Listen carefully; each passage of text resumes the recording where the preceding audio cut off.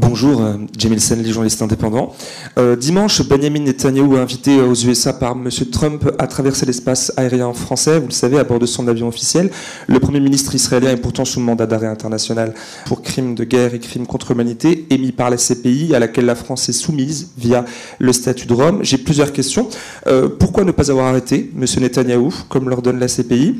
Est-ce le résultat, peut-être, vous allez me le dire, de l'immunité souhaitée par le Quai d'Orsay au profit de M. Netanyahou? Et si oui, comment cela est-il possible, puisque dans le cadre de crimes internationaux, cette immunité est rendue inapplicable, même pour un pays qui n'a pas ratifié le statut de Rome?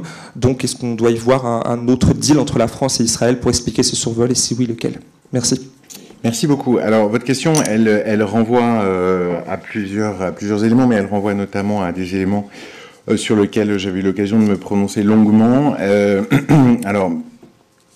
Monsieur Netanyahou est allé aux États-Unis, effectivement.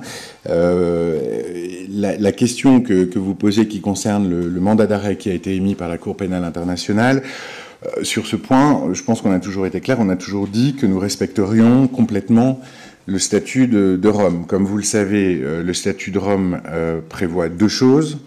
La première des choses, c'est une obligation de coopération avec la Cour pénale internationale. Donc ça, c'est le premier point. Mais le statut de Rome prévoit aussi des immunités pour les chefs d'État des États qui ne seraient pas partis au statut de Rome, ce qui est le cas d'Israël. Donc ce que nous avions dit à l'époque et que je peux vous redire, c'est que l'application de ce statut, j'entends bien que ça renvoie à deux choses un peu contradictoires, et in fine, si d'aventure le cas devait se poser, c'est-à-dire que si M. Netanyahou était présent sur le territoire français, il reviendrait à un juge de trancher ce point, de savoir entre la question de la coopération avec la Cour pénale internationale et la question de l'immunité. Donc c'est une question qui renvoie au pouvoir judiciaire et sur laquelle je ne peux pas donner de réponse puisque l'occurrence ne s'est pas présentée et que je ne peux pas vous dire dans quel sens un juge viendrait à décider